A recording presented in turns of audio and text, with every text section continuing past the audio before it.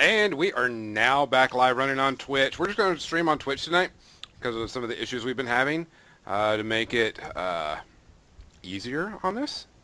This is the first time we've had so many people on. Welcome to More Than Dice. My name is Gonzo. Yes, that is my name. That will always be my name. Below me, right below me, is my co-host tonight, is Seth Watkins. Seth, say hey, hi. everybody. And we have two special guests. This is the first time we've had two guests within our podcast, which is kind of cool if you ask me. On my left, which is actually the opposite side of the screen, is a gentleman I just kind of met recently. No, not there. Not the Mohawk. And that is Heath. Heath, say hello to everybody. Hey guys, how's it going? I am Heath Foley. I am one of the co-owners and lead art director for Pinnacle Games. Okay. And on the other side with an incredibly awesome Mohawk signature is... Hi, I'm Jonathan Phillips Bradford. I am the other co-owner of Pinnacle Games and many other things such as Eldritch Studios and Vintage Monthly. And that's it. Seems like we actually have the best beard cast on the network right now because we all have got awesome beards. Everybody kind of stroke it. And everything. So before we start anything, we always discuss what we're going to be drinking, what we're going to have in while we're podcasting. And Seth, what's your choice today? Well, my choice was to go to a tasting room a couple of hours ago where I had a great variety of local brews. So tonight I will be having some delicious water out of my Batman cup. Batman. The Batman flavor. Batman flavor? Tastes like justice. Correct. Jonathan, are you eating or drinking anything tonight? I'm actually drinking LaCroix. I have fancier water than Seth. And but it does not come with justice. Heath, what are you having today? If I had my choice, I'd be drinking a Dragon's Milk Nitro Stout, but right now I've got a Arnold Palmer Arizona Iced Tea. Well, it seems like I'm the special one tonight. I've got my bottle of Maker's Mark as usual, and I'm going to be eating red hot popcorn with this. I'm not sure how this is going to taste. I did not prepare. I didn't bring snacks or anything. We have a lot of fun on this. We do stupid stuff. So if I'm lucky, I'm going to have a delivery of tacos in a little bit. So, man, why you got to bring up tacos? Tacos are awesome. Jelly. Heath, go get us tacos. Yeah, sure. Heath, go ahead. We'll talk to Jonathan. If you could, send him, fax me tacos, we'll be good with that. I just come back and it's just like, yeah, my partner, he's terrible. I'm just like, I brought you tacos. All right. I really like the game, but I think we might need to reskin the art. Oh, yeah. With tacos? Oh, Tacos the game. Why didn't we think of that? Tacos the game. So let's go ahead and get started on this. And I've actually been following y'all for quite a while on your board game because we actually have a lot of people in common on Facebook of painters and modelers and stuff like that. And I was watching it, and I actually tried to find y'all at Adepticon. I got too busy, couldn't do it, and of course I couldn't find y'all anywhere else because I'm poor and can't go to many conventions. That's what you get for being a teacher. Yeah. My life for trying to mold young minds. So who would like to tell us what is Wanderer Cult of Barnacle Bay? All right, I can go for it. So the Wander universe started off a year ago, or a year and a half ago at least, where Heath and I started a small little Kickstarter for just 5 pewter resin miniatures, just to kind of test the waters and see what the interest was. And it did really well. We ended up getting 7 heroes made out of it. And then the first thing we kept hearing was, these guys are awesome, I love painting them, but we want a board game. And then ever since then, we started working on a board game. And now here we are today on Kickstarter with a board game. Wander, the Cult of Barnacle Bay. Barnacle Bay was a peaceful fishing village until the evil cult leader, Elder Bane, took over the town. He's used his dark magic to corrupt the inhabitants of the city, So the once loyal bear guards are now berserking bear sharks. We got tentacle bunny zealots, fish bat casters, and crab-armed crazed otter fishermen. All the players are playing as heroes from the Wanderers Guild, who have been sent to Barnacle Bay to save the town in this 1-5-player co-op board game. You can tell we've said that a few times. I was looking for the teleprompter somewhere on the screen, just going by. I can keep going. I was going to say he's got he's got a type 5. He's got a type 5 on this.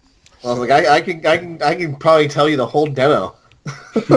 Tell me the demo. Oh, I'm used to demos. I used to do a ton of demos for another game, and then they got rid of us, of course. So,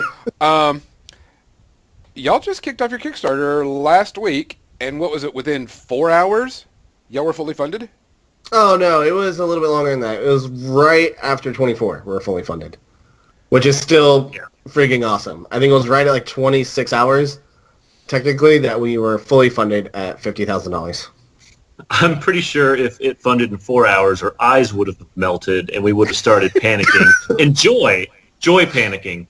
It's a thing. But we funded the first 27-ish hours or so, and honestly, we're absolutely ecstatic about that.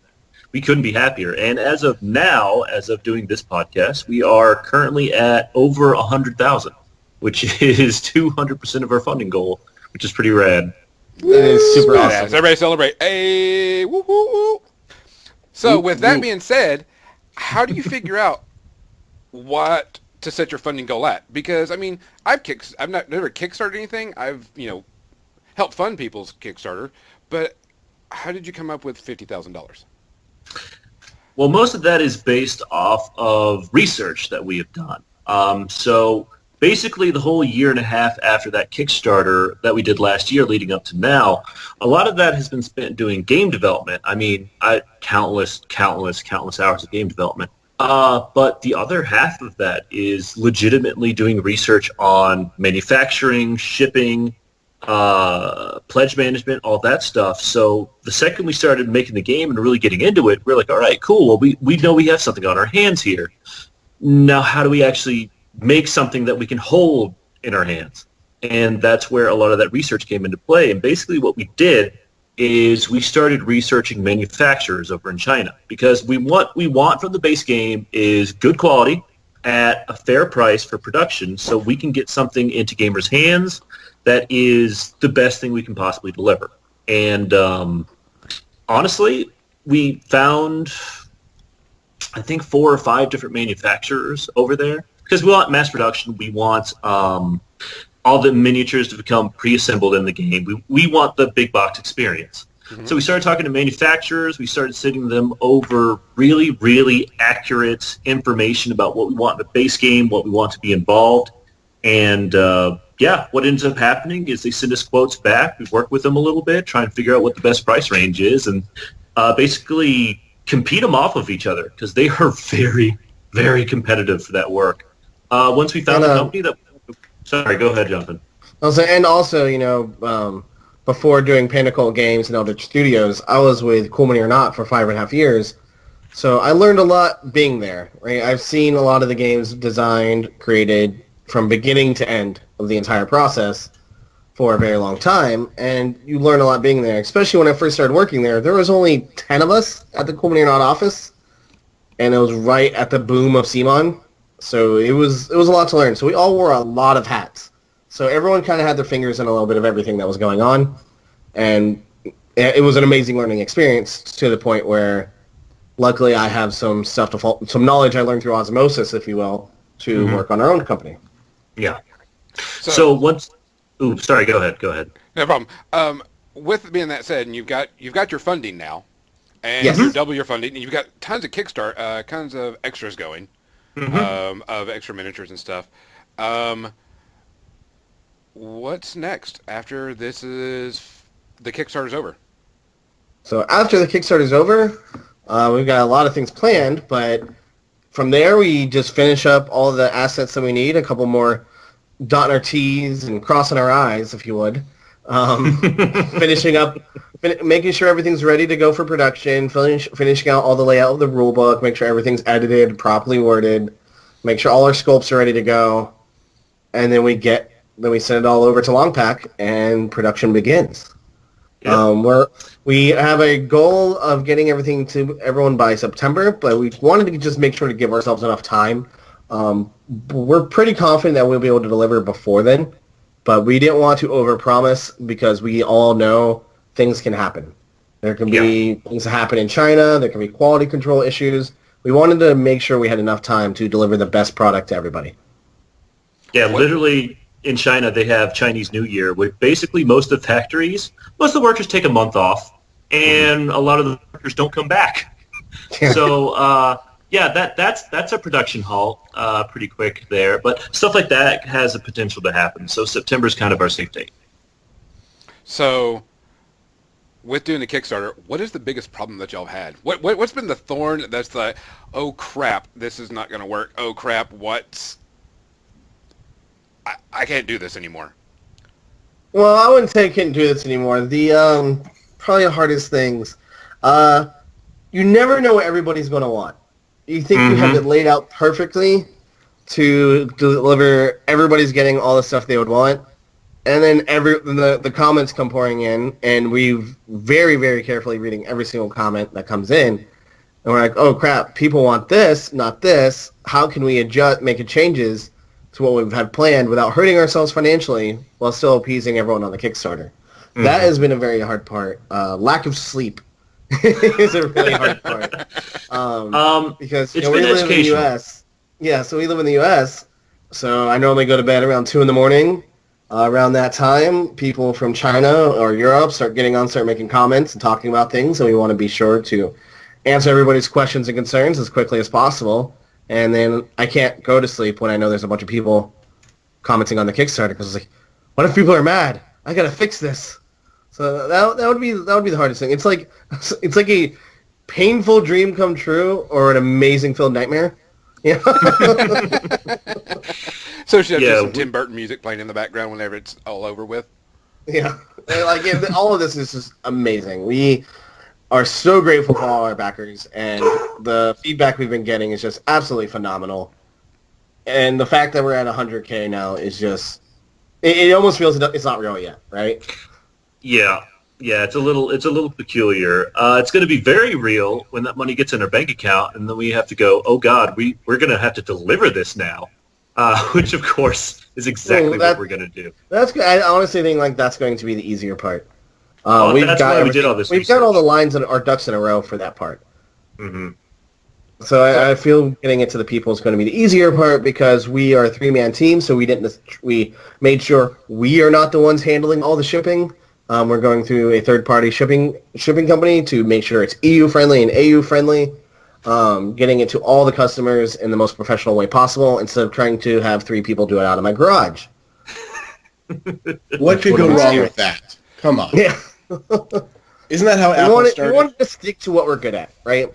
And we're good at making this game pretty and fun and exciting, and showing it off to everybody. But we're not going to be the best at managing shipping hubs and stuff like that. Like, we can talk to the shipping hubs and deal with other professionals, but we wanted to make sure that the professionals with shipping are dealing with our product. So can I ask a question? No. Okay. Podcast over. We're done. Cut in. Slam dunk. Hey guys, new high score, shortest podcast ever. I'm breaking records left and right. So with the model production being in China, what are the models really going to be made of? Like, what kind of plastic? Right now, we're looking into PVC plastic, kind of. It's all going to become pre-assembled. Like, we've gotten some samples from our manufacturer and been taking a really close look at them because Jonathan and I are board gamers, and his wife Elizabeth Beckley, who does Miniature Monthly with them, she knows what she's talking about quality-wise. So when they sent over a sample packet of these plastic models to us from Longpack, we really took a hard look at them. And I mean, we were like chucking them across the room and making sure that they were going to be decent quality. And we looked at it. The detail's great. It holds together really well. I mean, if there is a super thin bit and you freaking work on it, yeah, you're going to snap a piece off. But ultimately, these things are pretty resilient. We're pretty happy with it. Yeah, we're super happy with the product samples we've gotten back. It should be up to the same detail quality as what people should expect from these big box board games. Yeah. Okay. Because that was the reason why we were looking at, because we deal mostly with miniature games on our podcast, and we're like, board games are now miniature games, whether you think about it or not.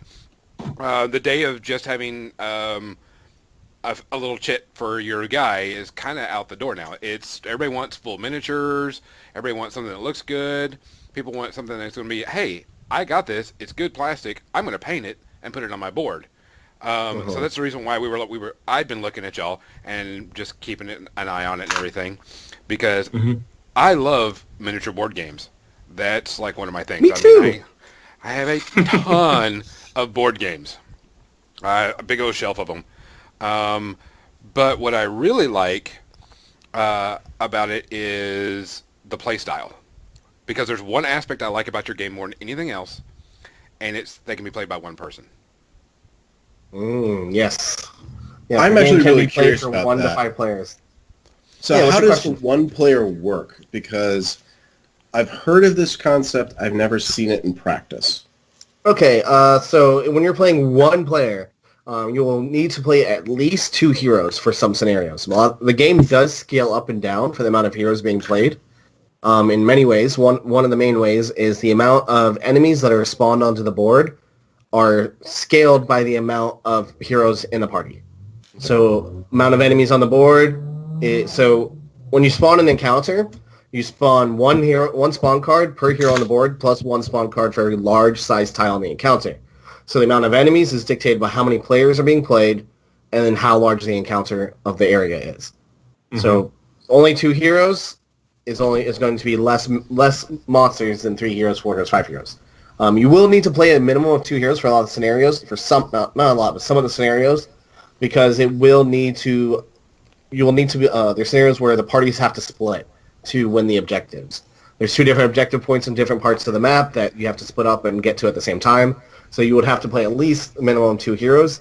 All the enemies and the bad guys are completely automated. This is a co-op game, and a pet peeve of mine in other co-op games has been when you have to roll dice against your friends. One thing I wanted to be sure of when we were designing this is you are only rolling your own dice.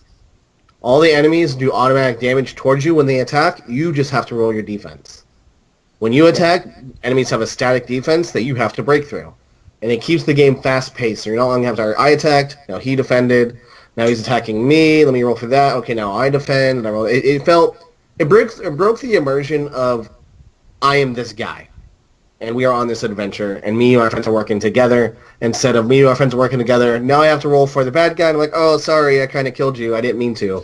That's not the environment we wanted to create, and so the game is very fast-paced and automated to the point that you can literally play with as many heroes as you want as one person. Well, not as you want, up to 5. You can play 2 to 5 heroes and go against the bad guy, and the board can kick your butt very quickly.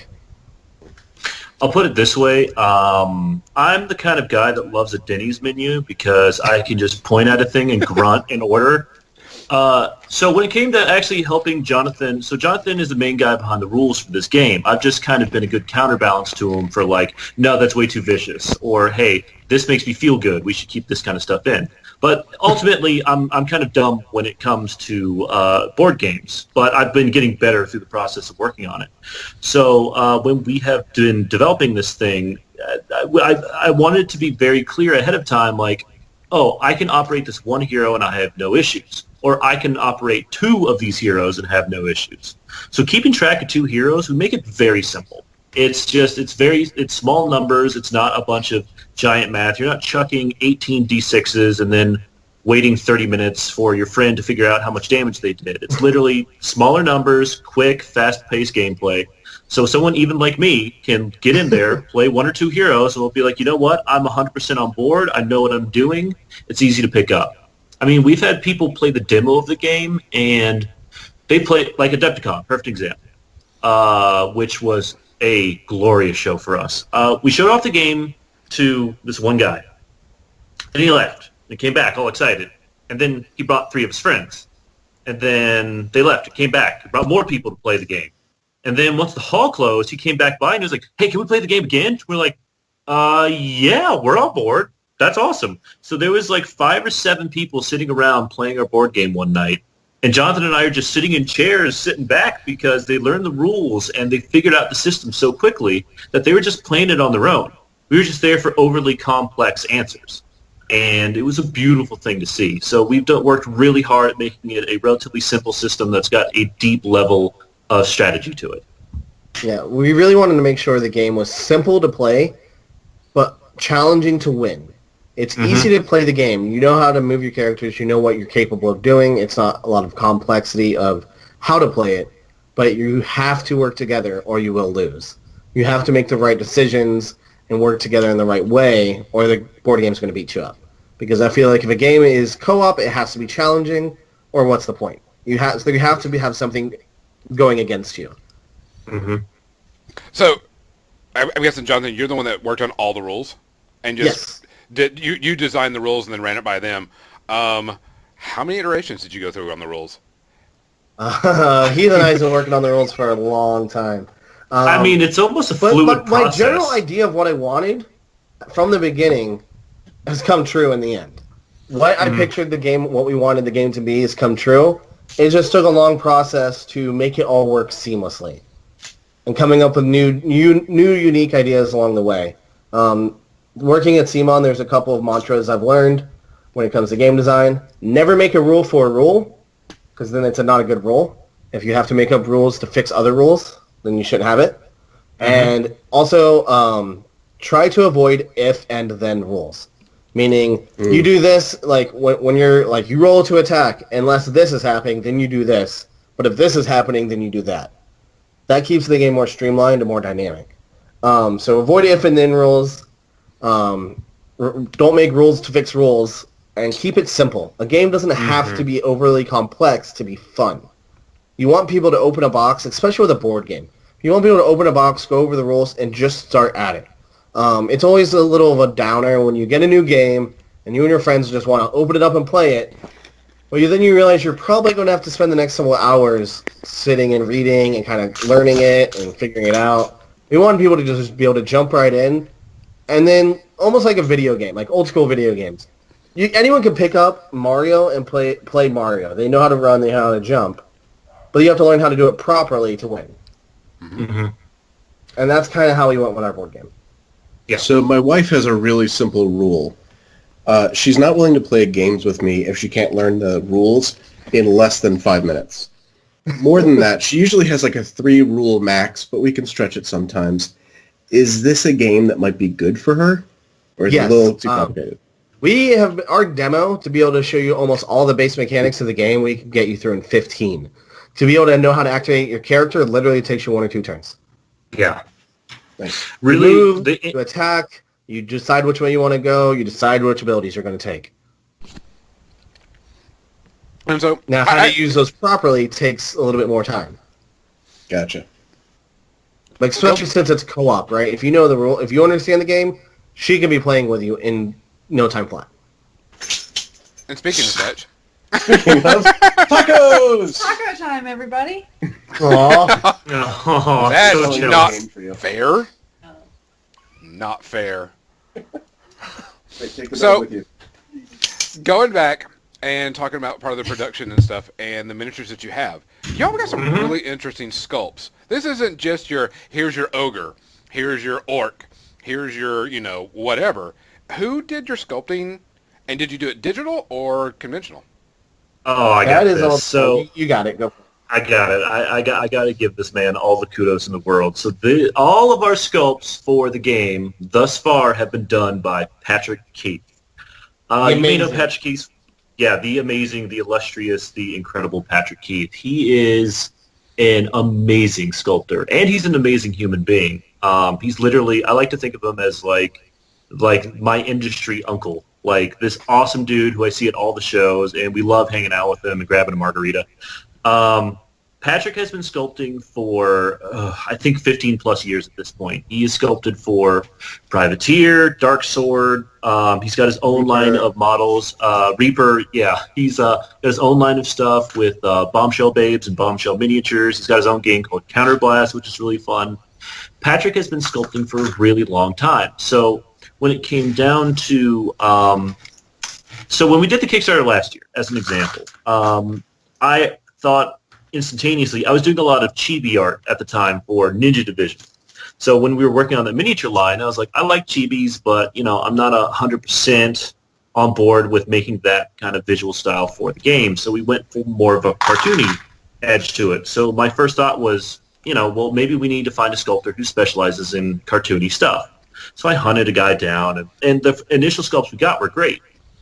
But after I showed him to Patrick and kind of talked to him about it, he was like, Heath, why didn't you come to me with this? And I was like, I didn't know this was in your wheelhouse. And he was like, dude, I've been sculpting forever. Everything's in my wheelhouse. And I was like, oh, okay, Patrick, that's fine.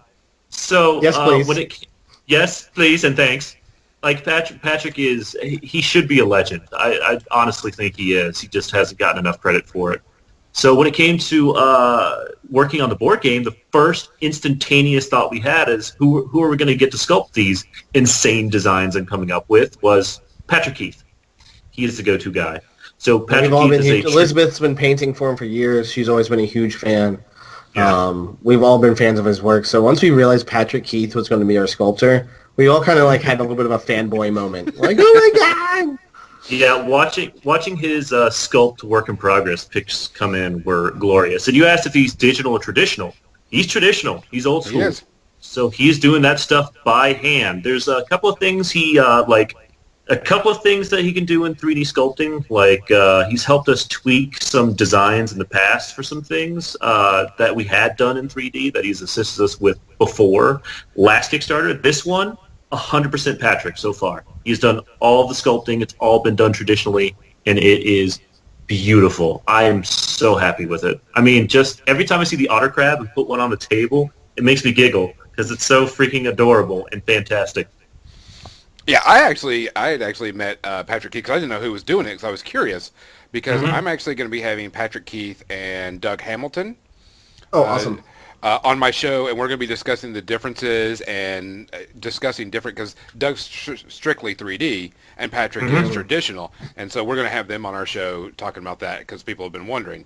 So I'm actually excited that Patrick Keith did it because I think he's amazing also. Yeah. He is incredible. We can't sing his praises like the most. He's just he's the best guy to work with. Like, even besides his amazing talent, like, just working with him is phenomenal. He's always, it's just everything. I have no negative things to say about Patrick. He is all the best.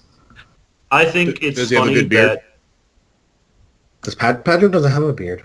He has a goatee, if I remember right. Yeah, he has some facial hair. He's back in. I bet you if Patrick's kind of like Chuck Norris. If he wants a beard, he'll grow a beard. Beards want Patrick. Yeah, Patrick. Well, that's bad. Well, maybe beards do want Patrick. We don't know. That's true. He'll sculpt his own. His wife is going to beat me up. He's going to sculpt his own beard. He could. I know exactly how it would look too. It'd be fantastic. He's just going to have this big beard made out of putty. We'll see him at the next show, and he'll be like, "Hey guys, how's it going?" We're going to be like, Patrick, why is your beard pink?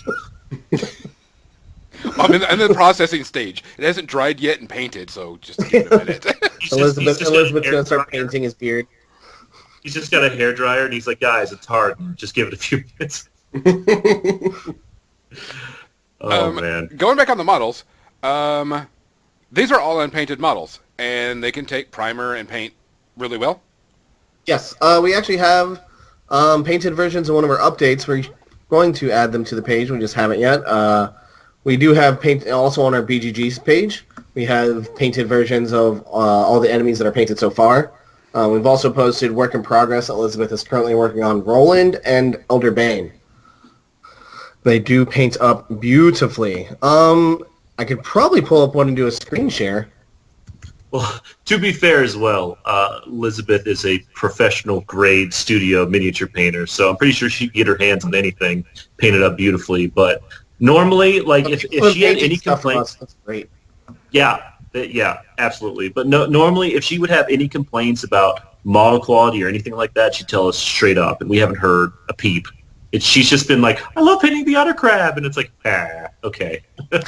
See, I picture y'all going through production, and she's looking at the miniature, she just chunks it at Jonathan and go, get better with it, and then just goes back to work on something that's else. not too far. Oh, no. That's not very far from the truth at all.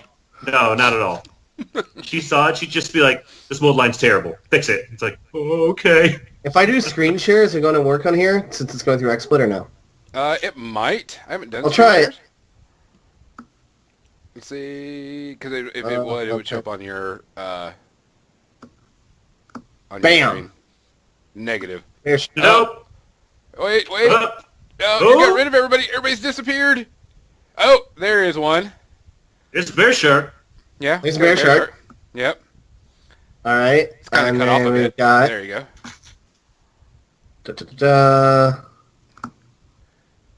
I'm going to open Full up size. Let me grab a hold of this Skype and I'll make it a little bit bigger. We're super professional. There's the crab otter fisherman from Lazy Beef. I don't know if you guys can see that. Hold on. I'm putting stuff in the background.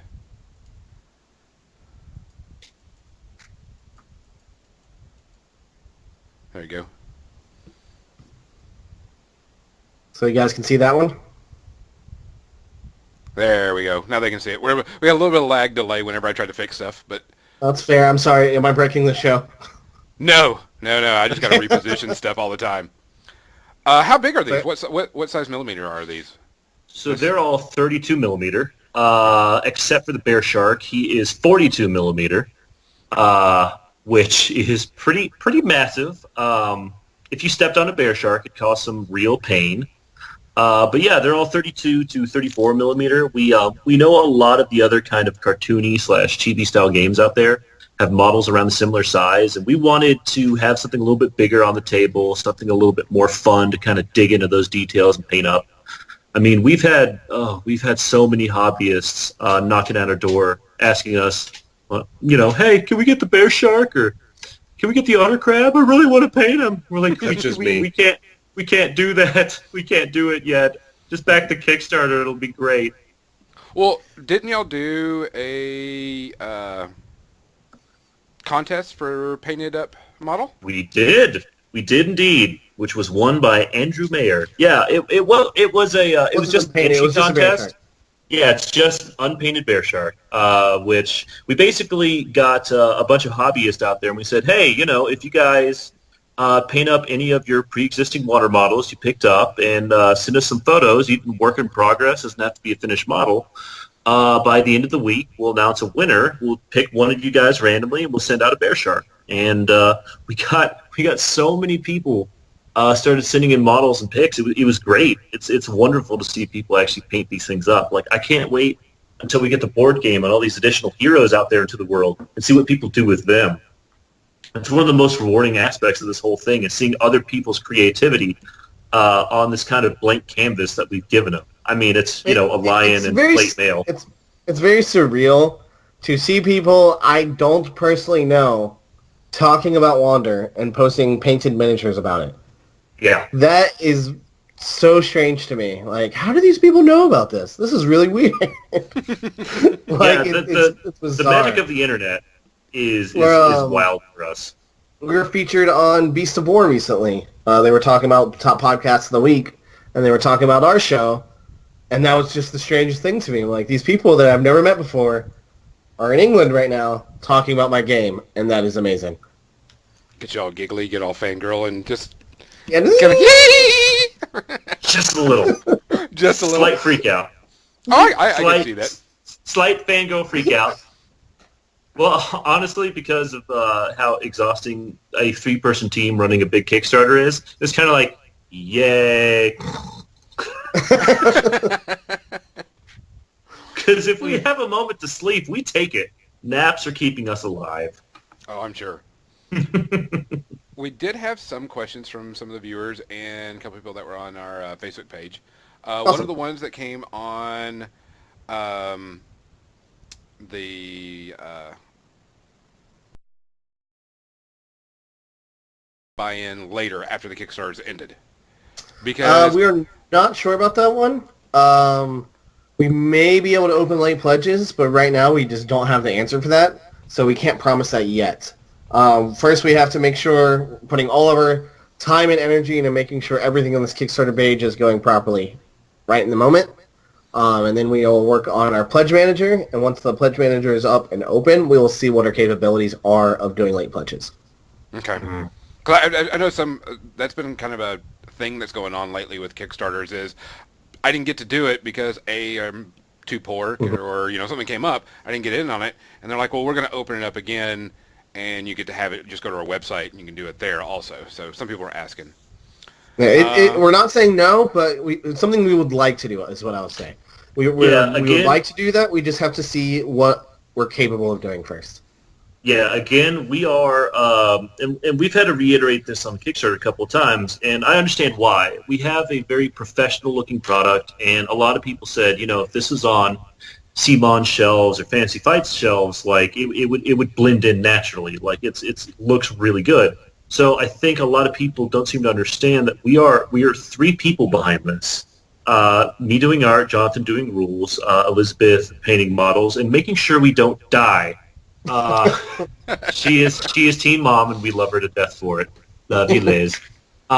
So yeah, like we're a small team, so we're trying to figure out as much stuff as we can and get as much info out there as we can. So right now, like Jonathan was saying, 99% of our energy is dedicated to making sure the Kickstarter runs smoothly, that we see all the comments and questions, that we can adjust where we need to. We will figure out late pledges. If we decide to do so, we'll make a big announcement, either update on the Kickstarter, update on our Facebook. We've got social media outlets galore, and we will inform everyone of the decision we make. Another one I've had on here is, will we get to see colored versions of the black and white sketches for the villains? I guess Yes. on the Kickstarter, you'll have just sketches on there that I saw last time, and I guess they're wanting to know if you'll have it. Yes, those will be done. We guarantee it's just not right at the moment because we are create some of these ideas. We was not our original plans on the Kickstarter page. We listened to our backers. A lot of people had a lot of requests for things, and we decided to make it happen. So we originally did not have a alternate version of John the Bard or Rain of the Dragoon, and Heath decided to draw it right then and there and made it happen. We are doing our best to make sure everybody in the Kickstarter is super happy, and we were delivering everything with that in our means possible, what everyone could hope for. Yeah, I'm planning on tackling it as soon as I can. Trust me when I say that. It's just really listening to the fans and trying to kind of adjust on the fly. It takes some energy, not to mention all the graphics needing to be updated and changed because we keep breaking through stretch goals pretty fast, which has been fantastic. Every time that happens, we have to adjust graphics and fix things and possibly draw new stuff if we shift some things around. So it's in the plan. Definitely colored stuff is coming. That's one of my primary concerns in this next week is starting to tackle those. Nothing is staying black and white, period. No. Nothing is going to stay black and white. That is, I'm drawing everything, so that is unacceptable to me, is to leave them in black and white. That won't be happening. There's definitely going to be glorious color up to the notch of all the other designs, or better. And luckily, people have gotten to see what other things have looked like colored, so they know it's going to be to the standard of everything else in the game. They know how nice Heath's artwork is when it's completely finished. The sketches help give them an idea of what it's going to be, and then they'll see as it progresses over time. Okay. Seth, you had some questions from one of our Facebook viewers on this stuff. What did he have to say? Sure. These questions are about after the Kickstarter is over. So first up, are there other heroes planned for after the Kickstarter ends? Is this going to be an ongoing game, or is this a one-time deal? We have literally endless, exciting heroes that we want to make for this game.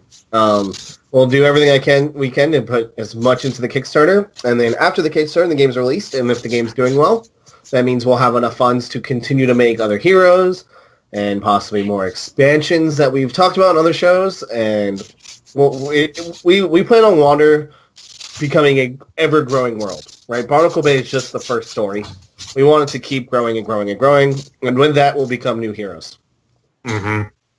Oh yeah, we're not short on hero ideas. Let's put it that way. I think we have a Excel file of something like 30 plus hero combinations, like animal and kind of traditional D&D class, or some kind of other weird fantasy build we did, like a Golemancer or a Runecaster or a Toxophile or a Plague Knight, or it's endless. So really, we're not short on ideas. We're just short on funding. So we are planning on supporting the game, putting out more heroes, trying to do some more kind of store support stuff. So it depends on where things go. Hopefully, if we can get some good game sales after the game comes out, which we're hopeful for, we think we've made something pretty good. So we're hoping other people agree and start picking it up. We can really start pouring that money into some more development and some fun stuff. So again, thinking of the future, are you thinking about selling these heroes as singles, or that's going to be boxed in groups similar like Zombicide? We plan for them to be single little hero expansions that you can buy. Think kind of similar to what you would see with Super Dungeon Explorer. You would see the big game box and then all these different little heroes you can add on whenever you like. Mm-hmm. That would not, besides the fact of like the High Tide expansion, that will be one box with all the stuff included in that one box. But as for individual heroes, for now, we plan them to be individually packaged. Mm-hmm. Okay, so you said you've got a list of all these different ideas. You've got combinations. What would Gonzo become in this game? The greatest weirdo ever. I mean, come on. Give it the program. He'd be a duck. Let's see. A I was what? thinking a duck I was thinking more of an aardvark. Aardvark? I can see Aardvark. Duck How or about, Aardvark? how about a duck bark? A duck fart? An aardvark? A duck bark? An Arduck? I keep mixing the two together, and I'm like, I'm dangerously close to saying something bad here. No, I could see. I don't know why. That's the first thing that came up in my head is some kind of duck character. Normally, that first gut reaction is right. So We did have I don't ideas know. for a duck dervish to be kind of Darkwing Duck-esque. yeah, we did have a kind of Darkwing Duckish idea. That will have to wait till the future, though. Max Yeah. Payne had suggested a platypus. I kind of like that as a compromise. We have a platypus plan for sure. Yeah, we have a platypus We plan. can't reveal that yet, though. We can't reveal that yet. We definitely have some very cool idea for a platypus. Mm-hmm. I'll put it this way: we'll have to see where the Kickstarter is going for the platypus. I really hope we get that far. It may not happen, but So where you're telling us as a secret, don't tell anybody else, this is not going to go out and tell anybody, that the platypus may be somewhere on that that tree of goals? yes. If the originally because we had a lot of people saying we need to be prepared for this Kickstarter to go blow up, like the possibilities of a CMON Kickstarter, which we did not think that was going to happen, but everyone said we need to be prepared just in case it does. So we have an endless list of things, and there's a platypus in there that I'd be super excited if we got to. We may even move some things around just so I can appease myself and make sure that happens. But I mean, Okay, I won't tell kind anybody. of- So we won't. If you tell me where it is, I will not tell a soul. I'll just go ahead and mute everything, and you just say it out loud. See, what would be the fun of that for us? We want you to be surprised too. All I'm thinking is, Gonzo, if you mute this, we may never get it back. That is true. That is true. Going with the game, if you were going to compare games, because everybody does this, is like, what is your game like? What is your game, if I'm going to pick it up, what, and not compared as in, better or worse, but what would you compare it to that would be, it reminds me, but is different, but is this fun type of mentality of it? let's see. A lot of people have compared it to a mixture of Mice and Mystics meets Zombicide meets Betrayal on House on Haunted Hill meets Arcadia Quest meets something else. So there's a lot of comparisons. There's a lot of similarities between our game and other different games in different aspects. But it was the fact of borrowing, because no game out there is completely unique. Every mechanic is inspired from a previous mechanic of something like and developed into its own thing. One of my favorite things someone said, it's like you took Dark Souls, or no, took Disney's Zootopia, mixed with Dungeons and Dragons, thrown into the universe of Souls. I think that was my favorite that someone told me. Yeah, that was fun. But yeah, it's a co-op dungeon crawler, so that is a familiar aspect to it. The only real similarity between Zombicide is the fact that there's the XP tracker. So when you kill enemies, you click up an XP that can get you new abilities and so forth. But that's not really new to Zombicide. They didn't really invent experience and gaining abilities. But if I had to compare it to something, it's in that same genre. Right? It's in the genre of co-op, miniature board game, working together, chucking dice, making hard decisions, dying a lot. So you were talking about the XP, and this has got me interested because I've played other board games that are similar that you're talking about. Like I have Mice and Mystics, which I really liked because it was the co-op and everything, and they had experience, and then they got expansions that come out. If you're playing those characters and they get XP, does that XP carry over to expansions, or do they start over? So the campaign of Barnacle Bay is quite different than other games. That is something I'm super proud of. So after you defeat the first intro mission, which is the little intro scenario we play in the gameplay video, you then open up a choose-your-own-adventure campaign system. You get to keep all the new loot you've gained and choose 1 to 3 different level 1 missions. After you do that, you choose there's another 3 options of choosing what path to take in Barnacle Bay, and so on and so on. And then you get to further depths of Barnacle Bay, which does harder scenarios. The monsters have more stats, new unique abilities. For example, archers at level 1 only do a base of 1 damage, but archers at level 2 do 2 damage plus poison.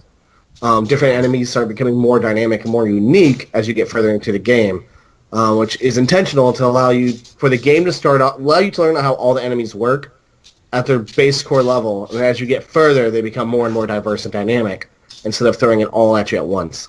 After you defeat a scenario, your experience actually resets, and then you keep all your new loot.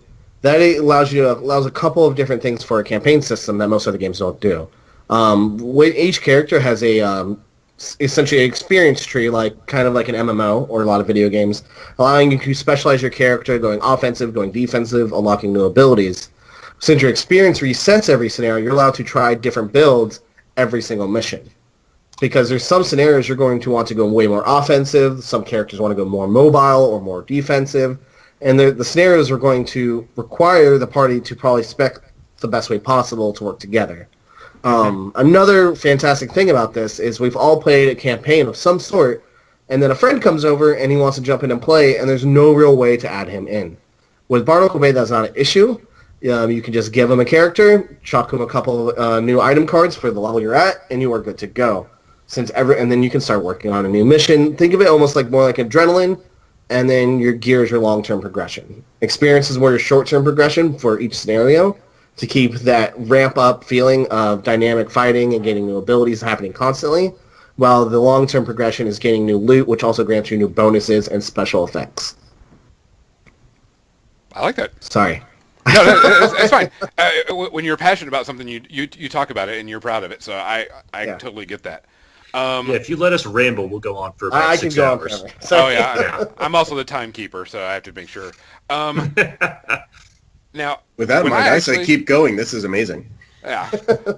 When I messaged you, because we did a podcast on things we were looking forward to, games coming out, and I had said that I was really looking forward to your game because I've been following it and everything. You were actually at Gen Con when I messaged you. How was Gen Con? Is this your first time doing it behind the scenes? No. Well, like I said, I've never been not behind the scenes in our industry. I've never not been working at a convention. So that's not new. This was the first Gen Con as us, as Panda. It was the first Gen Con as my own game company. That's what I'm saying. This was your first game company. Yeah. Last year you weren't doing it as Panda. You were doing it working or whatever. Yeah, I was doing video production for a couple different game companies last year and the year before that. And the years before that, I was doing it with Cool Mini or Not. But this is the first year with my own booth showing off my own product.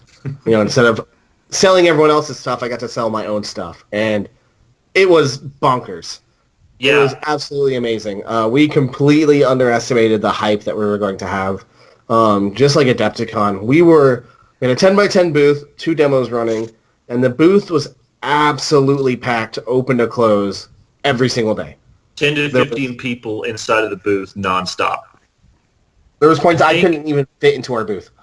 Yeah, it was a bit claustrophobic. Let me put it this way. I think we calculated out that we demoed to at least 2,000 people. And that doesn't even count the people they told, the people they showed it off to, the people that were walking by while we were demoing. Gen Con was nuts. And we had those models from the Kickstarter we did last year for sale there, and we actually sold enough of those models to be able to pay for the booth the next year as well. So we're definitely going to be at Gen Con. We're essentially selling out of models to a game that doesn't exist yet. That's pretty damn good.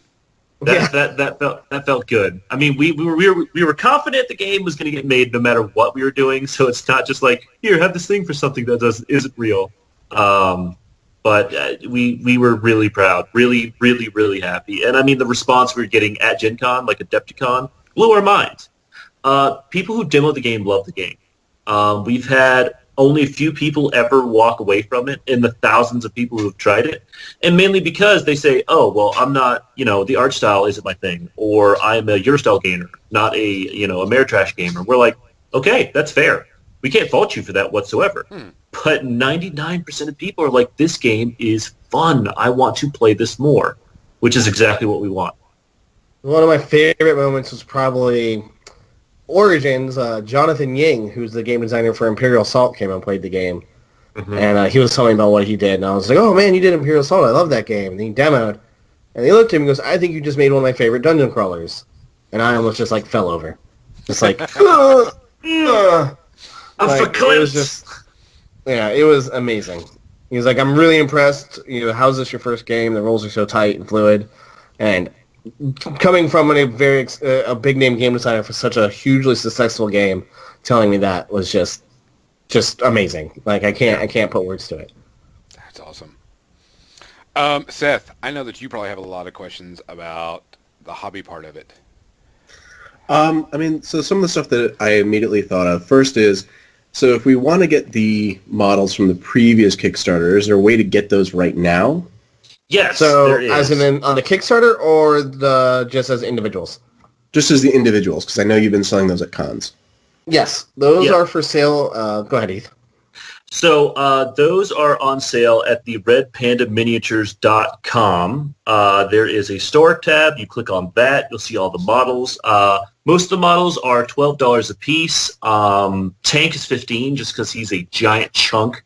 They're all unassembled, and they're all made out of pewter, just so you guys know. But we've gotten a lot of really good responses. Like, people on the Kickstarter were asking a lot of questions about the quality, and most of the responses were from people who picked them up before saying they're really good, really tight, nice quality, fun to paint, easy to put together. Mold lines are really minimal cleanup, and I was very happy to see all of that. Because that was my first time making a line of models. I knew the right people to work with, but you can only hope so well by the end product. It's going to come out exactly like you intended it to. So for the game pieces, since they are pre-assembled, as a hobbyist, one of the things I want to be able to do is make bases that will fit with the tiles, that'll fit in a little bit better, make it a little bit more thematic. Is that still possible, or is it going to be a little bit more challenging since they are a single piece? I think that's a hard question because you could easily snip them off the bases that they come with, right? And you can make your own bases however you want. So it wouldn't be much different than getting, let's say, the Super Dungeon Explorer model and then doing your own designs with it. Right. Well, what we've been Sorry, go ahead. What we've been doing with all of our beta testing is we've been using models and putting them on 1-inch bases, just little, 25 millimeter bases, and the 4 of those fit into 1 square just fine. So we made sure, like, there was a lot of very carefully calculated moves to make sure that these are 32 millimeter models. They can fit on a 1-inch base, except for the bear shark, because he doesn't need a base, because he's a brick and we love him to death for it. Yeah, you don't need a base for the bear shark. He is just going to show up and start bashing things. But all the heroes fit on 1-inch bases. So I knew there was a lot of standard 1-inch bases out there that, you know, different hobbyists would want to try and take care of, because that's where a lot of our beginnings was with hobbyists. So we want to make sure we're trying to do right by them. Yeah, we want to make sure the game still paints up well. We want to make sure people can take these board game pieces and use them as art as well. Mm-hmm. With that in mind, after the Kickstarter, is there any thought of selling the core models in pewter or in resin, anything like that? Like, you're saying like selling a bear shark individually or something like that? Either selling a bear shark individually or, I'm blanking on the name, but the red panda Roland. building. Roland. Yeah. Selling like a resin version of Roland with the intention of it being more of an art piece. That is something we thought about, but we really can't. It's a lot of wait and see. Right? We have to see what we can afford to do. We do have exciting ideas for possibilities of some new hobby stuff coming out by Gen Con next year. I don't know if Heath, if you want to say that yet or not. I kind of told people about it. Yeah. Okay. So we'll share it on here. We have some intentions because we started with hobbyists. Jonathan's wife is pro-grade hobbyist, and so a lot of discussions have been happening around the idea of busts. Of possibly doing a little art series of wonder busts at some point or another. I don't know how many we would do. We definitely have one core idea really solidly set up, which is, I think the first one we want to do, is it Mary Fix-It? Yeah. Is that the one? So the character Mary Fix-It, who we locked on the Kickstarter, we're thinking about doing a bust version of her for Debsicon next year. No promises, but something we'd like to do. Of Mary Fix-It, of her giant golem and a little Mary Fix-It riding on the shoulders of the golem. So if you guys go to the Kickstarter, which you can look up Wander on Kickstarter and find us pretty quickly, you'll see that we've unlocked a hero called Mary Fix-It. Mary Fix-It is a Golemancer, so it's literally a Finnick fox, a little female character, riding on the shoulder of this big sandstone golem. And for a bust, what we want to do is try and make the sandstone golem a little bit bigger, add a little bit more material to him, put her in a fun pose, just because I think that'd be awesome. But these things do cost money. We got to make sure that after the Kickstarter is good and set up and good to go, that we're in a place where that is financially responsible for us to do. Because there is a lot involved in the Kickstarter. There's shipping and production, and things can go wrong. And, you know, if we have any excess funds, we're not going to touch them until we know everything is okay. We don't want to count our chickens before they hatch, essentially. Yeah, 100%. So busts are definitely, from the hobby side of things, that is definitely the next project we have in mind. There's endless stuff that we want to do. Like, we are so excited about this line. We can literally go on and on about all the things we really want to do. And doing a line of busts for the painters is definitely one of them. We just really we're trying to make sure we're putting all of our focus into making sure this Kickstarter goes well. And then after that, we can assess and then figure out what our next dreams and aspirations are. Yeah, Nice. Having some kind of way to generate finances will be a great way to say, yeah, we could do busts. We just got to sell X amount of games. Mm-hmm. Yep. So we got a couple questions from the chat. Are there ever going to be plastic sculpts of the younger versions of the characters?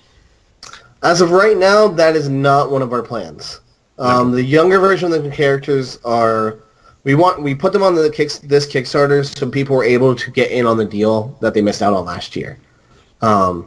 We now have alternate versions of more updated to the core game and pre-assembled plastics. As of right now, we're probably going to leave those, but who knows? That's not in the immediate future. Yeah. Someone else would like to know, Vicky would like to know, with the dice in the core box, do you get 6 dice in the core box or 12? She's trying to decide 12. if she should grab the extra. Cool. You get 12 dice in the core box. The Wanderer's dice, the add-on, is for people who like to have extra dice, don't like to share dice across the table, and people just like to collect different dice because we've had a lot of people asking for a unique like Kickstarter brand of dice. So we did the Wanderers Guild, which is the same odds, but it has the Wanderers Guild symbol instead of the crit symbol. Mm-hmm. Okay. All right. This one is from Game Ginny, and I am going to make this work. What is a megalopotamus? Megalopotamus. It is just megalopotamus. All right, what is a megalopotamus? All right, it is half hippopotamus, half megalodon shark, and mutated craziness. Yeah. So when we were originally working on it, we had the idea of having this giant monstrosity in the game, something that they summoned from the deep sea, this ancient creature, and going with the whole theme of hybrids, we're like, well, what can we do for a really fun, messed up hybrid monster? And so suddenly it was like, so Jonathan and I come up with a lot of ideas for the game on the road to conventions. We drive to a lot of shows, so it's like 8 hours in the car, just him and I looking at each other being insane, like, what if he had a rat and his face opened up into 4 pieces and he was shooting needles out his throat? And we're like, dude, family friendly, too much. So when it came to like the big mega monster, we were like, well, what can we do? And Jonathan was like, make it a hippo. I was like, what? How is it like, I know hippopotami are going to be doing like, they're literally one of the most dangerous creatures on the planet to human beings. Like they will gore you to death in 5 seconds. So like, I think that's where his mentality was. But I was like, how do I make a hippopotamus like monstrous? How do I like whip it together? And then I started doing some research and coming up with some ideas, because really, if I don't like something at first, I let it brew around for a while, and then eventually things kind of start mixing together, and I'm like, oh wait, I can do something with this. So what ended up happening was so 2 of my favorite ancient creatures on the planet are megalodon sharks and dunkleosteus. Which, if you don't know what a dunkleosteus is, it is giant. Basically, imagine a giant fish that could fight a megalodon shark that has armor plating. So literally, its entire head looks like this weird beetle carapace with these giant, like, pincher mouth-looking things. It's vicious looking. So what ended up happening was, like, okay, so what if we took a hippopotami and we took a megalodon shark, then we took this dunkleosteus. We kind of started merging them all together. And as soon as I remember, so Jonathan and Liz were over. We were playing Kingdom Death that night, but then we started talking about Wander and some game ideas. So we were sitting there, and then all of a sudden we started talking about this thing, and the idea started rolling around my head, and I was like, hold on. I went and grabbed an 11 by 17 sheet of paper and just started like rough pencil sketching out a thing, and in about 5 or 10 minutes, I came out with a base design for that monster, and it automatically, the 3 of us were like, that's it. That's the big monster. So then once he's the, what we call essentially the Mega Brute. He shows up in the game for certain scenarios. Certain scenarios has a megalopotamus already set on the board.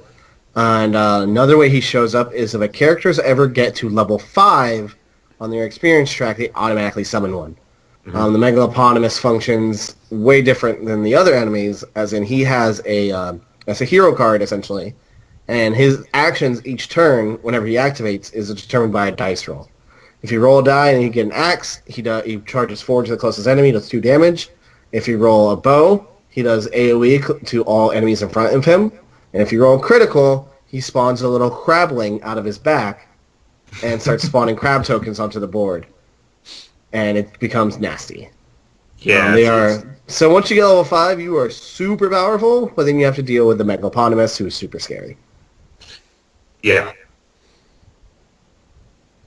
Does that answer the megalopotamus question? I think so. I think that's awesome all around. My mic was off for a second. Sorry. So one other question is, Game Ginny saying that she really likes Game Ginny really likes the colors, the variety of colors. Wants to make sure that we don't end up with lots of kind of brown, boring things. So is there going to be art to support this? Are you going to have alternate art so people can have ideas of different ways to paint the models but are still really bright? What's the plan? That's a Heath question. Ooh, that is a Heath question, isn't it? As far as alternate art, I'm not so sure, just because that would be involved. Most of the heroes and most of the characters have been very kind of carefully crafted. Like the core 5 heroes I've had those color balances between the 5 of them. Like Kira's is mostly blues, a little bit of beige and some pink. Roland is mostly reds with a little orange. Tank is mostly greens with some beige to them. Like it's all very carefully crafted in my head. Most of the heroes in the Kickstarter that don't have color yet are going to get color. As far as doing alternate stuff, I'm not so sure, but I don't see why. We love to see people paint them in their own color palettes. That has been something super exciting. I remember someone did a Reyna with like a Native American tone, and it was super rad. That was super awesome. Someone painted up Tank to look like a box turtle or a painted turtle, which have like these striations in their actual skin tones. So we love seeing stuff like that. And also, Heath is a fantastic illustrator. Does great with art. But we also have Elizabeth on the board, who knows what works best for something. Because it's one thing when something's beautiful this big. It's another thing to know what colors work best when it's this big. True. Elizabeth is on board doing that, helping with the art direction on that. When he's like, what do you guys think about doing it this color or maybe that way? And Elizabeth is right on top of it.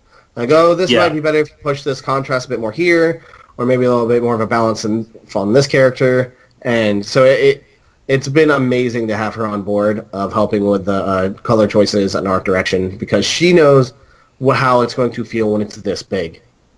Yeah, her input's been key with a lot of these designs, because I can think of 1,000 different ways to illustrate a character, but the funny thing is that working in this industry has taught me very quickly that the miniature painters are true talents. I mean, they are artists of a super high degree.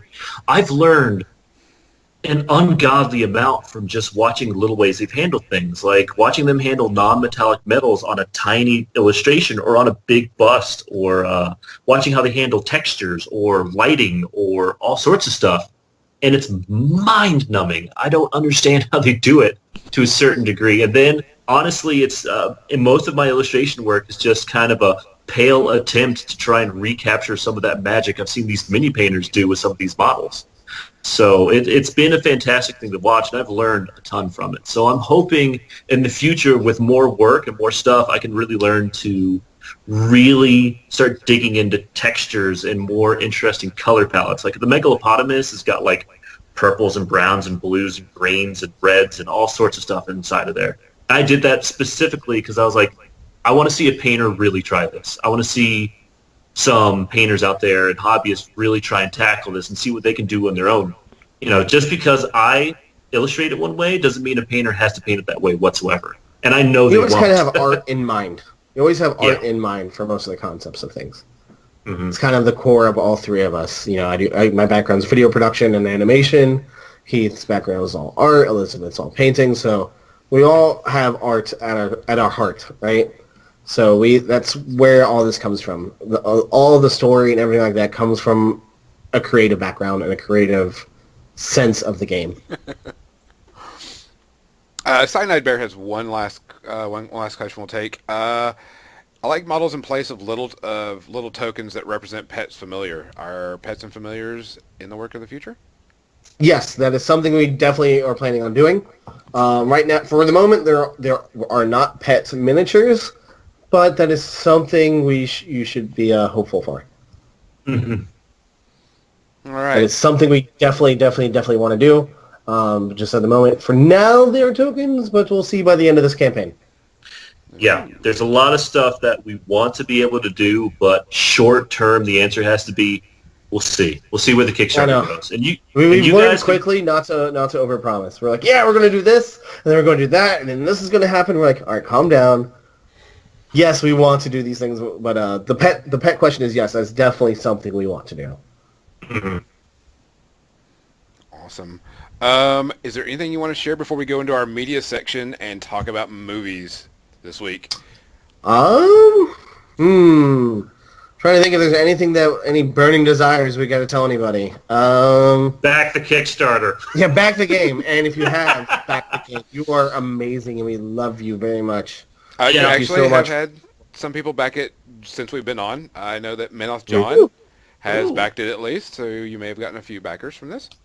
I'm great because I love seeing people that are people like me and not industry big corporations get up and like a big dream to have this happen. And I like to see when our people that I consider around me have something awesome happen. Yes, it's been fantastic. Yeah, we appreciate it. We really do. It's been a dream. All right. Anything else you want to say about the game before we go to media? I think we've talked about a lot of it. People have been asking about boss encounters. I will let people know that we'll be recording a new boss fight scenario video this very shortly. We'll get that up as soon as possible. We've also been asked a lot of questions about rules.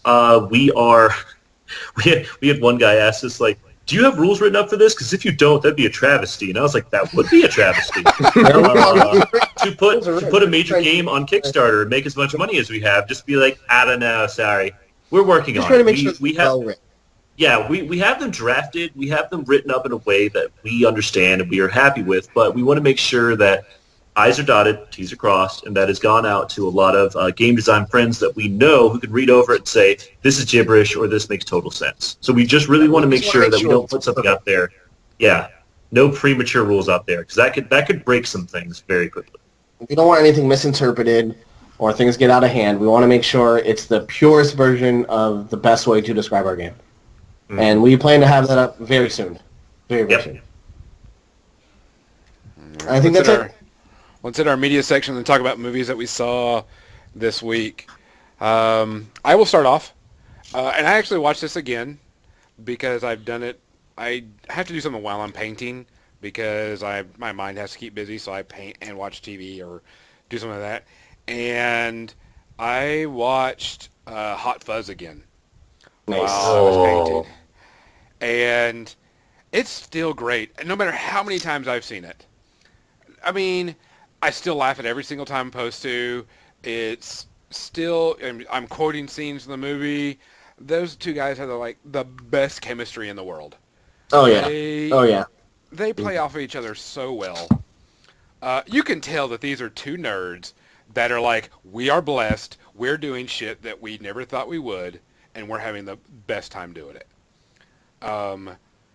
I actually stopped painting and was like, yeah, I'm just going to sit here and watch this again because it's such a good movie. I mean, the scenes, the action, everything about it was just right. And you look at it and you're like, this movie shouldn't have been good. I mean, it really shouldn't have been good because it's, low budget, small production, not this huge thing, but it's because of those two guys. They have such great chemistry that I don't think they could put out anything, and I think it will be great.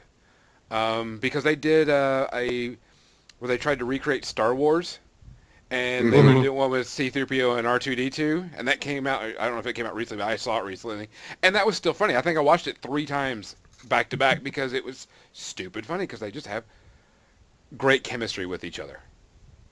So, on a scale of a bottle of Kraken to shots, I would say if it's not your thing, you might want to have one shot of Kraken because that, it might not be your thing, but overall, that movie was fun as hell. And let's go, Jonathan. What did you watch this week? All right, just the other day, actually got a night away got out of the house because Elizabeth was like, you need to get out of the house. You're going crazy staring at this Kickstarter. And being the awesome wife that she is, we went and saw the new movie, It. That movie, as a kid, terrified me. I got to see that movie when I was way too young. The first movie, It, with Tim Curry as Pennywise the Clown. I saw that when I was probably about 5 years old because my older brother is a jerk and had me watch it with him. And I wasn't really scared of the clown as much as I was of like the terrifying stuff happening with the plumbing and all the other things, and then no one else being able to see it but the kids. So after I watched that movie, I wouldn't go to the bathroom with the door closed. Was just terrified of everything. I wasn't scared of clowns. And then so I saw they're making a remake of it, and I was skeptical because there's so many reboots that kind of butcher the original stuff. But man, it was great. It was so great.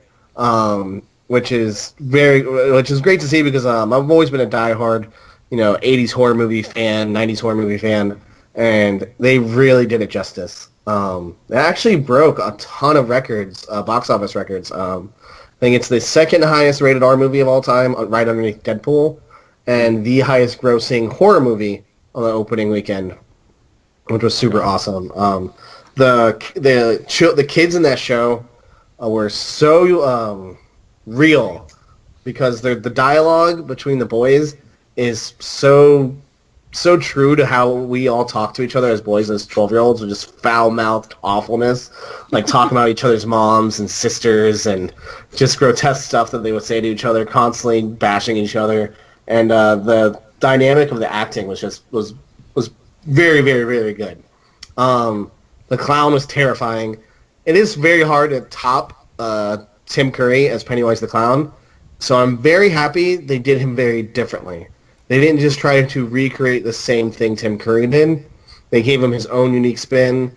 He acted very differently. His lines delivered differently.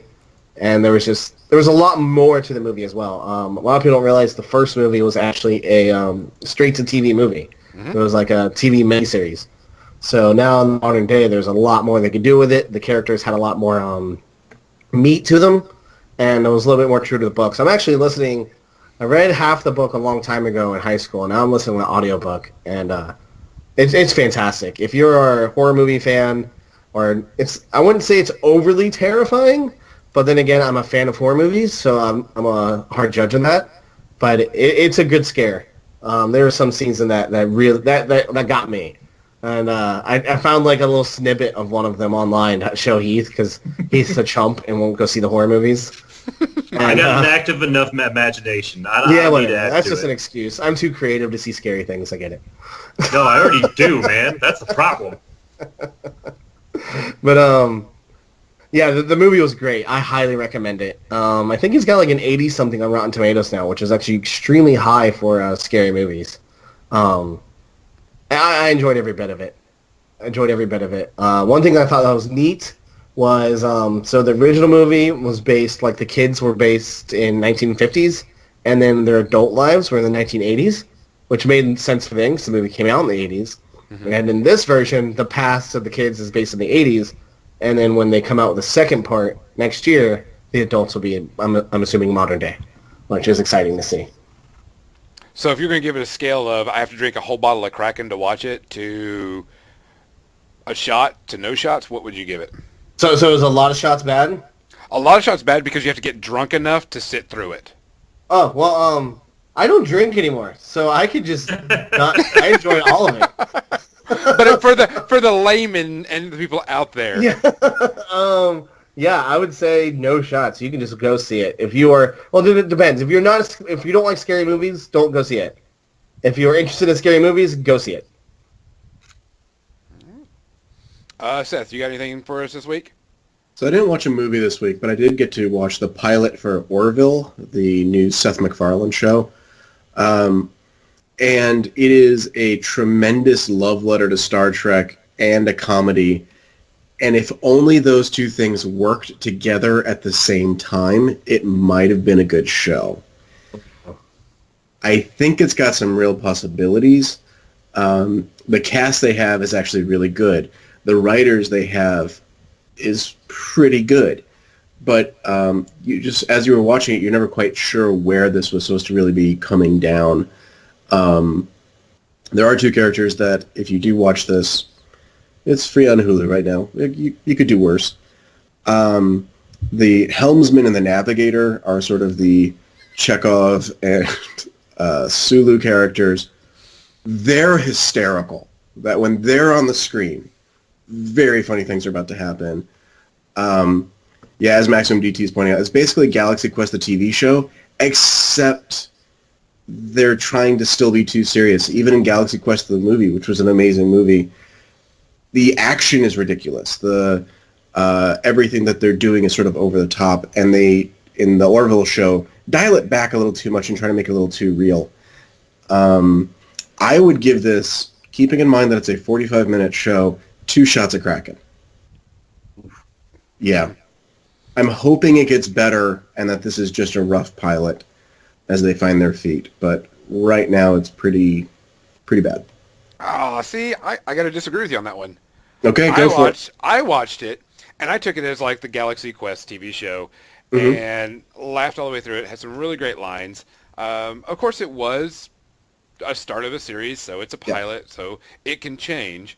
But I thought it was done really well. It spoofed off of everything. It made fun of everything that was Star Trek, made fun of everything that was going on. What I thought was really interesting, though, it was actually a decent science fiction show, though. And that kind of scared me. I was like, it's not a bad science fiction show. Of course, it's Star Trek, spoofing, but I was like, that's not a bad sci-fi show because, I mean, the graphics were still good. It was still decent sets. It still looked nice. So, I don't know. I hope it does get better because it was actually pretty good in my opinion. Yeah, and this is one of the things that's actually exactly my point of it could have been a really good sci-fi show, and they've just gone for it. Maxim DT's point out that probably part of the problem is that a lot of the jokes were spoiled, so you're kind of waiting for something else after it. So I'm definitely going to still watch another episode or two before I make final adjustment on the show.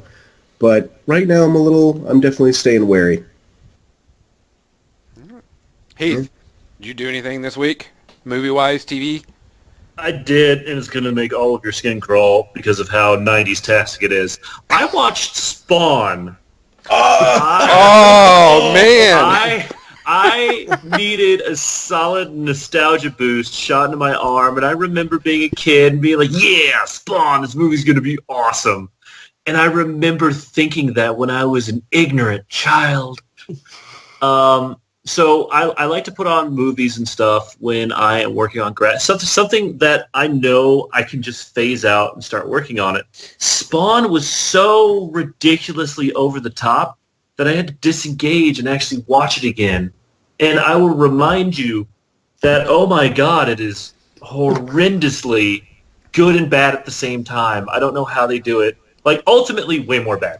But I remember at the time, like, there were some graphics where all of a sudden his cape turns into a motorcycle and he's riding around taking, like, rocket shots from John Leguizamo, who's playing a fat demonic clown. And just remember thinking, that's so cool, I want that motorcycle. Or he flies off and his cape is, like, fluttering around. And when I was a kid, I was like, that's awesome. It does not age well. No, it does not. Well. Like, all the scenes where Spawn goes to hell and deals with, like, forgive me, I do not know the name. It may be Satan. It's probably not. It's probably some mega demon. I don't know the name. It's the male There you go. So he was there, and, like, everything else in the movie, most other things, like, this is the early days of CGI, and, like, they did a lot of, like, actual good prosthetic work. Like, Spawn in his suit looked pretty cool. I remember that specifically. Then they showed him in hell, and it's clearly like they just took a dude in a Spawn suit and then, like, kind of got him, like, gyrating and like doing these weird, like, hootenannies and, like, hoedowns, and then they put that on a green screen, and then they layered that behind it 30 times, and then we're, like, shifting it around. They didn't even scale them right. There's, like, big ones and small ones, but they're, like, doing a hoedown. I remember laughing so hysterically. And then all of a Who's sudden, there a hoedown in Spawn? Dude, I swear if you watch those background spawns, you'll see one guy, like, doing a jig. It's ridiculous. Oh, yeah. And I remember seeing, like, the demon overlord pop up, and he does the classic demon voice, but the CG is so bad. It's like it's a model that's got, like, hair on it. Like, a high schooler could make this now. But the hair was all transparent, and then there was, like, fake fire that they just slapped on top of it, and it was like I saw what they were trying to do, but they failed so utterly and miserably. Oh, all I know is they're doing a remake of it, and it kind of makes me sad because the first one was so gloriously bad that I don't know. We'll see. We'll see. They may actually make something pretty spectacular from it, but who knows? As far as how many shots you need from one shot to a bottle, I think you're going to need the whole liquor store on hand just to get through 80% of it. I just remember the two villains early in the movie, right when they killed the main character and he turned into Spawn, where they were in like a brewery vat and they were wearing silver like skin jumpsuits and they had like all these straps and stuff. It was the most Rob Liefeld thing I've ever seen. Just straps and pockets and guns, and it is so ridiculously bad. So yeah, that's what I watched this week. Not it or the Orville, something actually probably decent and fun to watch. No, I watched Spawn. I heard that with the remake, rather than following the story of Spawn himself, it's going to be the two detectives from the comics. Because the writers read the comics and were like, Spawn is the least compelling character we've seen in a long time. Yes. He's kind of like Ghost Rider. Everyone always loves Ghost Rider as a comic book hero. But if you read Ghost Rider, he is not that interesting at all. No. He's just a cool-looking guy on a motorcycle with a burning skull. But he's probably the most uninteresting Marvel character there is. Mm-hmm. Well, it's like when HBO did the cartoon. Did y'all watch that? The detectives in that were great. I was like seeing them on there, and then they were very well worth watching for those two guys. Yeah. Yeah. Hey, I'd be down for that. Just as long as they bring back John Leguizamo. I think he was probably the only part of that movie that I was like, all right, I'm in. Fat demon clown, let's do it. I heard an interview with him, and they were asking him, like, what role was he most proud of? And he said that was actually the role he was most proud of because he had no script. But he did the entire thing, just whatever would come out of his mouth, and they were kind of stuck with it. I'd like to think, so there's a scene where Spawn's visiting his, like, daughter in a school, and they're in the gymnasium. And then all of a sudden, John Leguizamo's character shows up with a fat clown in like a cheerleader costume. I'd like to think they made that up on the spot, and they just looked at the costume department, and they're just like, sew a cheerleader thing to this fat suit, let's see what happens. I can see that. We actually had a last-minute question that I want to ask, and it's actually really important, and it's actually something good, and it's about your game. Okay, cool. Are y'all planning on doing a Watch It Played? I love Rodney. We will have to talk to him once we actually have copies to be able to send out to reviewers. So that's something we definitely will want to do. Rodney does a fantastic work. Lance Hinkle from Learn to Play actually got his hands on an early prototype version and has been doing kind of small tutorials of the basics right now. Once we get a full version, Lance, I'm sure, will be doing another full version of the game, and we definitely would love Rodney to do some stuff and get it to out as many channels as possible. Mm-hmm. I actually think that's a brilliant idea because there's many board games I'll go and look at, and I'll say, who's doing a Watch It Played or a Learn to Play it, and it'll decide whether I buy it or not after it's been on the market. And also, as a video production guy, I plan to also do what I've been doing for a lot of companies recently. What I'm actually doing for USA Play today is a digital how to play. So it will be animated version of the components moving around and stuff like that, explaining the basics of the rules. So it gives you enough to understand the opening concepts of the game so you can jump right in. All right. Well, that is our podcast, guys. We thank you for joining us. This is a new high score for us. We've never had two big guests on. I'm really proud of what you've done. I'm really excited to play the game. Other than that, I'm Gonzo. I'm Seth. I'm Jonathan. And we're going to play our outro music. Thank you for going. Thank you, guys.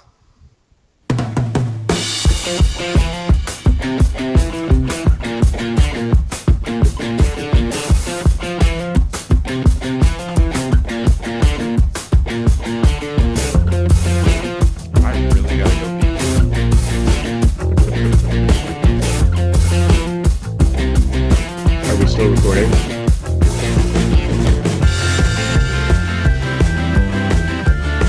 I have a horrible feeling that Gonzo's going to bring his microphone into the bathroom. It's fun. While It was wireless. recording. Mm-hmm. Oh, we're still recording.